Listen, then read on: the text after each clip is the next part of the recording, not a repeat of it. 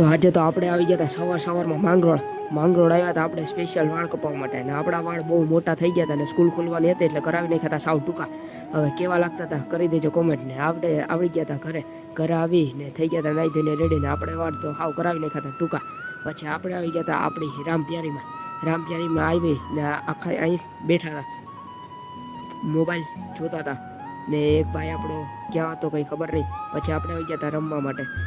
રમવા આવી ગયા ને અહીંયા આવી ગયો તો આપણો એટલે કે પછી આપણે બેટિંગની ટીમમાં હતા ને રમતા હતા. પછી અહીંયા એક કેચ ડ્રોપ થઈ ગયો હતો ને વહી ગયો તો ચોખ્ખો ડ્રોપ થઈ ગયો. એટલે પછી આ સામે આવ્યો તો આપણો ભાઈ બોલિંગ નાખવા માટે. એ નાખતો હતો બોલિંગ ને એને તો પડતા હતા રન, એટલે રન બહુ નહોતા પડ્યા પણ ઓછા પડ્યા હતા. એ બોલિંગ નાખતો હતો, વિકેટમાં જાતો બચી ગયો હતો.